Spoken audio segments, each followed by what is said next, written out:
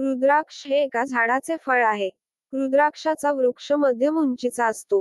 हिमालयाच्या परिसरात नेपाळ, भूतान व केदारनाथ येथे हे वृक्ष आहेत. यांच्या फळांना रुद्राक्ष म्हणतात. झाडावर त्याच्यावर कवच असते. ते काढल्यावर आत जे बीज मिळते तो रुद्राक्ष. रुद्राक्षाचा अंगाचे छिद्र असते, पण ते नीट साफ करून घ्यावे लागते. आतल्या काड्या वगैरे काढाव्या लागतात. हा समुद्रसपाटीपासून 3 सहस्र मीटर उंचीवर किंवा 3 सहस्र मीटर खोल समुद्रात सापडतो. रुद्राक्षाची झाडे कपारीत वाढतात, सपाटीत वाढत नाहीत. याच्या झाडाची पाने चिंचेच्या किंवा गुंजेच्या पानासारखी, पण अधिक लांब असतात. त्याला वर्षाला 1 ते 2 सहस्र फळे लागतात. हिमालयातील यती केवळ रुद्राक्ष फळ खातात. याला अमृतफळ असेही म्हणतात. ते खाल्ल्यास तहान लागत नाही. रुद्राक्षमाला गळ्यात इत्यादी धारण करून केलेला जप रुद्राक्षमाला धारण न करता केलेल्या जपाच्या सहस्रपटीने लाभदायक असतो, तर रुद्राक्षाच्या माळेने केलेला जप इतर कोणत्याही प्रकारच्या माळेने केलेल्याच्या 10 सहस्रपट लाभदायक असतो. म्हणूनच रुद्राक्षमाळेने मंत्र जपल्याविना किंवा धारण केल्याविना शीघ्र पूर्ण मंत्रसिद्धी प्राप्त होत नाही, असे शैव समजतात.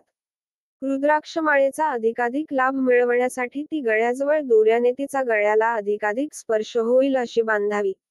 आयुर्वेदाच्या मते रुद्राक्षाम्ल उष्णवीर्य व आयुकफनाशक आहे.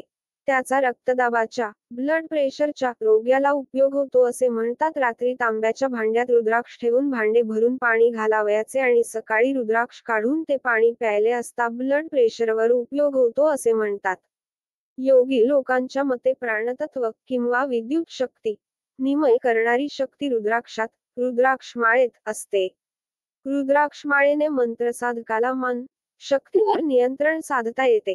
रुद्राक्ष सर्व जाती, जमाती, स्त्री-पुरुष, मुले धारण करू शकतात. रुद्राक्षाची माळा 108 रुद्राक्षांची असते. 27 मण्यांची ही माळा गळ्यात घालतात.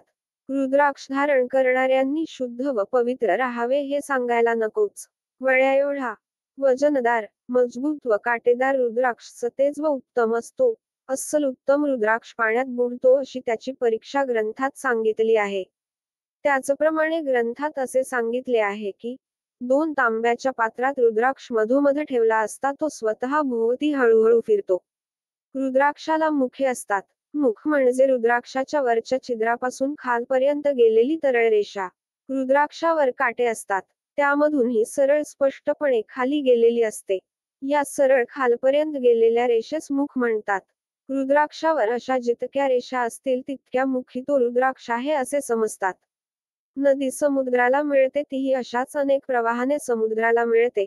त्याला नदीची मुखे म्हणतात. तशीच ही रुद्राक्षाची मुखे होत. सध्या मिळणारे रुद्राक्ष 1 ते 14 मुखांचे असतात. रुद्राक्षाच्या मुखावर अस्पष्ट असा शिवलिंगासारखा आकार असतो. तो अत्यंत उत्तम रुद्राक्ष होय. रुद्राक्षाचा मूळ भाग ब्रह्मा, नाळभाग, छेद, विष्णू व मुखभाग रुद्र आहे.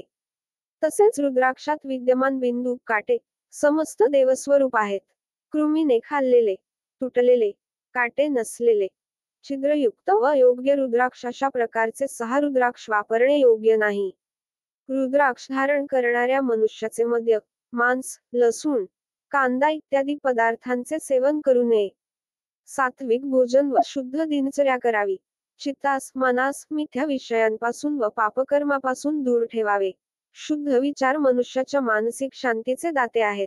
रुद्राक्ष धारण सर्व मनोविकार दूर करून परम शांती प्रदान करते. अशा प्रकारे रुद्राक्ष धारण केल्यास सर्व अरिष्टे नाहीशी होतात. लाईक करा, सबस्क्राईब करा.